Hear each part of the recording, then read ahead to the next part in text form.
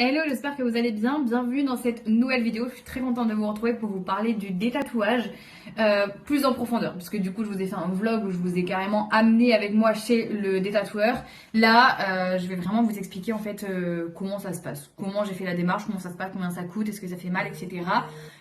Au niveau de la démarche, ça faisait vraiment des années que j'y pensais puisque j'ai beaucoup de tatouages qui ne me correspondent plus, qui me conviennent plus, qui ont très mal vieilli. Faut le savoir. Donc j'en ai fait chiffrer plusieurs, j'ai fait plusieurs devis pour savoir par lequel commencer. En fait, j'ai commencé par celui-ci parce que c'était celui qui se voyait le plus et qui me dérangeait le plus. Franchement, aujourd'hui, c'est assez fou à quel point il ne se voit presque plus. Sachant que là, je suis encore en cicatrisation de mon avant-dernière séance. Il me reste encore une séance à faire. Et vraiment, c'est affolant à quel point le tatouage a totalement disparu. Il est aussi ici. Je pense que vous verrez pas, c'est très compliqué à vous montrer. Là, sur le devant. Donc au niveau des démarches, j'ai juste pris rendez-vous avec un détatoueur. Donc j'ai regardé en fait sur la région toulousaine parce que je voulais aller dans un endroit où il y en avait plusieurs et où je connaissais et où j'avais confiance, on va dire. Franchement, c'est vraiment ça que j'ai ciblé. Donc il y en a deux qui m'ont appelé et en fait je suis allée dans celui qui était le plus récent au niveau de la machine. Donc la machine c'est Pickaway et c'est la plus récente qu'il pouvait y avoir sur le marché au moment où j'ai décidé de me faire détatouer. Donc il y a un an maintenant. Et franchement, je regrette pas du tout puisque la personne, j'ai beaucoup de questions de votre part, de gens qui me demandent si en fait le détatouage se fait par un tatoueur. Absolument pas. Le détatouage se fait par un chirurgien, par un dermatologue, par un médecin. Donc moi, c'est un dermatologue qui est aussi chirurgien. C'est vraiment la meilleure chose qui puisse être fait en fait dans le sens où c'est hyper carré, c'est hyper bien réglé et le monsieur sait exactement ce qu'il fait et le fait que ce soit un médecin en plus de ça, ça me rassure encore plus parce que ça touche quand même vraiment à votre peau et ça vient brûler votre peau à vraiment pas mal. Moi j'appelle ça un détatoueur, mais en fait ça ne s'appelle pas détatoueur, c'est juste un chirurgien, un dermatologue qui va vraiment venir au laser vous enlever votre tatouage, tout simplement. La première chose à faire quand vous prenez rendez-vous, faut savoir que le premier rendez-vous que vous allez avoir, c'est pas le commencement du détatouage, mais c'est vraiment une rencontre, un dialogue. Vous allez chiffrer, faire un devis. Le médecin va vous demander pourquoi vous voulez vous faire détatouer, quand est-ce que vous vous êtes fait tatouer, va essayer un petit peu de comprendre votre parcours de vie, parce que c'est pas rien de se faire détatouer, ça prend beaucoup de temps, il faut de la patience et ça coûte extrêmement cher et ça fait mal. Donc concrètement, quand on se lance dans cette expérience, il faut pouvoir tenir sur du long terme et savoir dans quoi vous vous embarquez. Même si pour la première fois, c'est pas forcément évident de savoir dans quoi on s'embarque, mais à ce jour, avec un an de recul, je peux vous dire qu'il faut vraiment être sûr et avoir les épaules et les reins solides pour pouvoir vous embarquer dans une telle expérience parce que ça prend beaucoup de temps, ça prend beaucoup d'argent et ça fait très très mal. Vraiment, quand je vous dis que ça prend du temps, ça fait un an que j'ai commencé et je n'ai pas terminé. En fait, les séances sont espacées pour simplement laisser votre peau cicatriser et se refaire. Et il y a aussi le fait que moi, personnellement, je ne fais pas de séance de détatouage durant l'été, donc ça me décale aussi. Et j'ai décalé au moins 2 séances parce que j'ai été hospitalisée.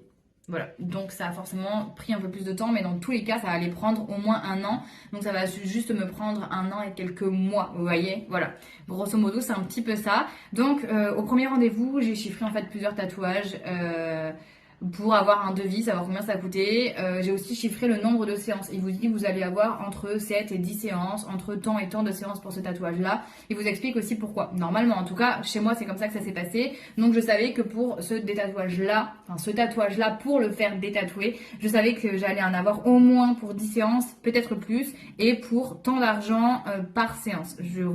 En termes d'argent, je vais vous parler de moi et de seulement moi, mon expérience personnelle et ce tatouage, parce que ça varie aussi de votre localisation, ça varie de votre tatouage, de beaucoup de choses en fait. Donc je peux pas vraiment vous dire votre tatouage va coûter tant, enfin c'est même sûr, je ne peux pas vous dire ça, mais je peux vous expliquer moi de mon côté ce que j'en ai compris. Ce tatouage-là, pour le faire détatouer, chaque séance me coûte 210 euros. C'est pas le plus cher de mes tatouages. Par exemple, celui-ci, je l'ai aussi fait chiffrer pour pouvoir le détatouer. Comme il est coloré, qu'il est assez grand et large, et surtout, il est très épais. Celui-ci me coûterait 310 euros par séance. Mais par exemple, j'en ai fait chiffrer des plus petits. Par exemple, celui-ci, je l'ai fait chiffrer, mais c'est la même taille que ceux que j'ai sur les jambes que j'aimerais me faire prochainement enlever. C'est 90 euros la séance. En fait, ça va dépendre de la taille de votre tatouage, du coloris de votre tatouage. Celui-ci, il était noir à 70% et ça rentre énormément en compte. Voilà, faut savoir forcément que c'est un budget et au total, j'en aurais eu pour celui-ci pour 2100 euros. Quand je le dis comme ça, c'est extrêmement cher. Comme c'est espacé sur plusieurs mois, je m'en rends pas forcément compte et de toute façon, quand je me suis lancée dans l'expérience, je le savais. Donc c'est vraiment un choix que l'on fait. Quand je vois à quel point il est effacé aujourd'hui, je ne regrette absolument pas, sachant que je n'ai pas terminé et que, encore une fois, je suis en cours de cicatrisation puisque je viens de faire mon avant-dernière séance de détatouage il y a à peine 2 semaines. Donc je suis en cours de cicatrisation et je sais très bien que cet été, on verra rien. J'ai vu quelques photos avant d'aller me faire détatouer pour l'avant-dernière séance de mon bras. On ne voit même pas que j'ai un tatouage. C'est assez fou. Donc concrètement, je regrette pas du tout de m'être lancée dans cette expérience. Et si j'en ai les moyens et si je peux, je continuerai pour en faire enlever quelques-uns que j'aime plus trop au niveau de mes jambes. Celui-ci, j'aurais adoré le faire enlever, seulement voilà, ça coûte beaucoup d'argent et celui-là, je pense qu'il va prendre beaucoup de temps. Et j'ai plus envie d'investir autant de temps, pas de suite en fait. J'aimerais avoir un petit tatouage pour pouvoir juste faire une pause, gros tatouage, vous voyez. Donc je verrai bien au niveau du budget et de comment ça se passe, etc. Voilà, au niveau du prix. Au niveau de la douleur, parlons-en. La première séance, votre cerveau, votre corps, votre peau n'est absolument pas habitué à ressentir ce genre de douleur. Donc forcément, ça fait très mal. La première séance, vraiment, j'avais les larmes qui coulaient en silence.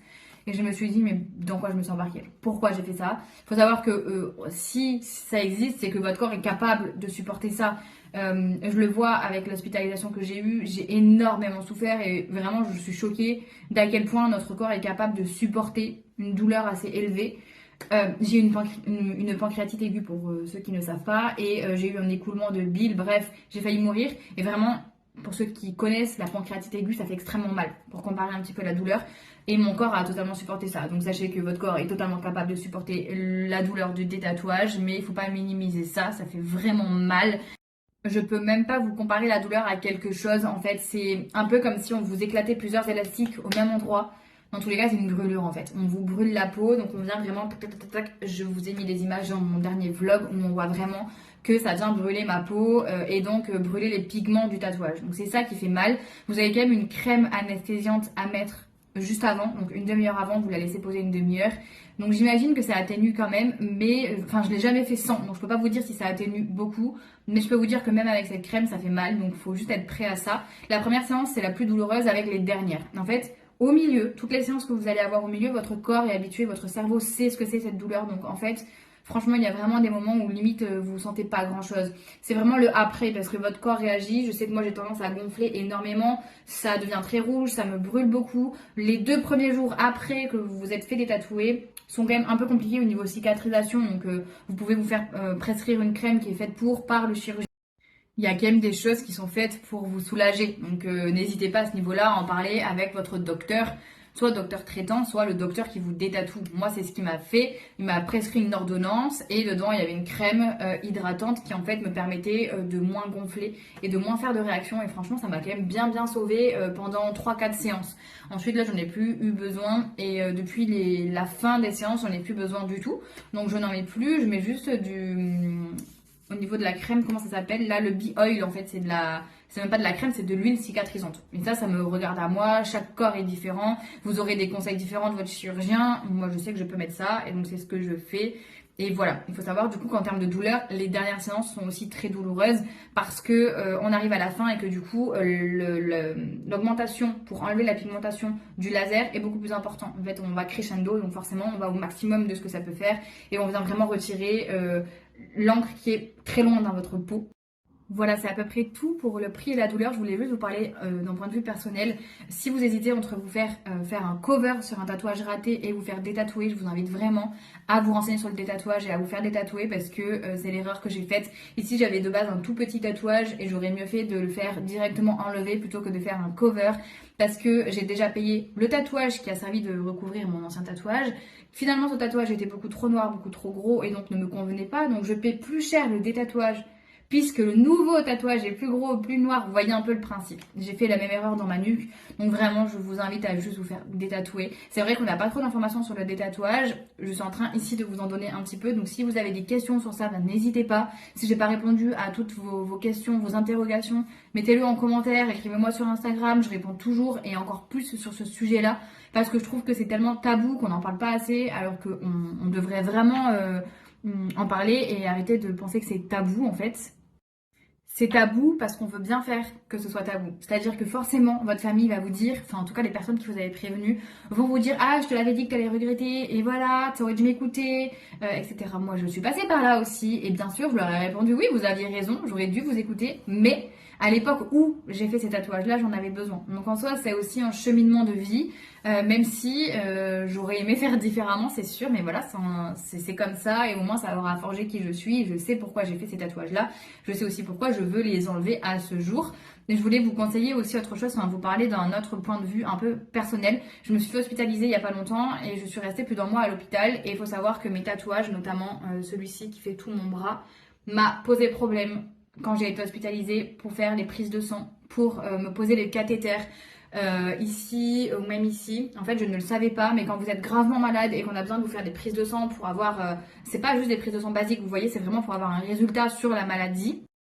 Et bien, faut savoir que elle n'avait pas le droit en fait de me piquer dans le tatouage parce que du coup, ça pouvait fausser l'examen final, la prise de sang, la maladie, etc. Sauf qu'en fait, j'ai des tatouages partout, sur tous les bras. Comment voulez-vous qu'on vienne à me faire une prise de sang sans toucher un tatouage? Donc ça a été très compliqué. En plus, j'ai pas beaucoup de veines, donc même ici, c'est galère, mes veines, elles sortent pas. Les seuls endroits où mes veines sortaient, c'était par ici, sauf que, ben, comme vous le voyez, mon tatouage, il est très présent. Et ici, comme je suis en train de me faire détatouer, le tatouage est toujours présent. Donc ça, faut le savoir. Je trouve que les tatoueurs ne sont pas assez informés ou ne nous informent pas assez. Je ne sais pas, mais quand on est tatoueur, je pense que quand on est tatoueur et que du coup on en vient à tatouer le corps des gens, on est censé savoir certaines choses dans ce genre de choses en fait. Je pense que ce serait important parce que du coup ça permettrait quand même à des personnes comme moi qui viennent pour se faire tatouer de au moins avoir ce genre d'informations. Un peu comme pour la péridurale, vous voyez. À force, on sait qu'on ne doit pas se faire tatouer le bas du dos parce que sinon on ne peut pas avoir la péridurale. C'est un peu le même principe avec les bras, vous voyez. Que vraiment cette personne vous dise voilà, vous pouvez vous faire tatouer à cet endroit mais sachez que il y a telle et telle limite de ce genre de tatouage. Comme quand on vous dit je peux pas vous tatouer les doigts parce qu'en fait c'est un tatouage qui ne durera pas dans le temps. Vous voyez, c'est un peu le même principe pour moi. J'aurais apprécié que le tatoueur qui m'a tatoué en fait les bras puisse me dire bah, sachez que si un jour vous êtes gravement malade, on ne pourra pas vous prendre les prises de sang avec un tatouage. Je me demande d'ailleurs comment font les personnes qui ont fait un tatouage full black sur tout le bras. Ça risque d'être compliqué si un jour ils sont très malades, vous voyez, mais ça on n'y pense pas en fait, on n'est même pas informé, on sait pas. Après, bien entendu, je mets pas la faute que sur le tatoueur. Nous aussi, en tant que patient, on devrait pouvoir se renseigner sur plein de choses en fait quand on va pour se faire tatouer. Mais c'est là où du coup, je trouve que c'est un peu compliqué puisque en général, quand on va se faire tatouer, on est quand même assez jeune. On est plus dans un objectif esthétique, de se faire plaisir, de se payer un beau tatouage, etc. Plus que de se dire peut-être que dans 10 ans je serai malade et ça posera problème que je sois tatouée, vous voyez. Après on pense, enfin moi personnellement je pensais à dans 10 ans je serai potentiellement maman, est-ce que ça me dérangera d'être tatouée ou non? Je me suis toujours dit que non. Et en fait c'est vrai que j'arrive aujourd'hui, j'ai pas d'enfant, je suis pas maman, mais je me dis que par contre le jour où je le serai, j'ai pas trop envie d'avoir autant de tatouages, en fait ça me correspond plus. C'est peut-être sur moi que ça correspond plus parce que je connais beaucoup de personnes qui sont extrêmement tatouées, qui sont parents et ça leur va très bien et c'est trop beau. Donc je pense aussi que ça dépend de la mentalité de chaque personne, de comment on grandit, de comment on évolue, etc. Voilà, je pense que c'est à peu près tout pour cette vidéo expérience des tatouages. J'espère avoir répondu à quelques-unes de vos interrogations. Mais si jamais vous en avez d'autres, n'hésitez pas dans l'espace commentaire, c'est fait pour ça. Et si vous voulez rester anonyme, vous pouvez m'écrire sur Instagram. Il y en a beaucoup qui l'ont fait suite à ma dernière vidéo sur le vlog des tatouages. Il y en a beaucoup qui m'ont écrit en privé sur Instagram pour me montrer leurs tatouages, savoir à peu près ce que j'en pensais, etc. Me dire aussi qu'ils avaient des craintes, me poser d'autres questions. Donc n'hésitez pas en fait, je suis grave ouverte à ce sujet, que ce soit sur Instagram en privé ou dans les commentaires. Ça m'intéresse de pouvoir échanger avec vous aussi et de pouvoir informer le plus de monde possible pour éviter les mêmes erreurs que j'ai pu faire. Voilà, je vous fais d'énormes bisous, je vous dis à bientôt dans une prochaine vidéo. Ciao!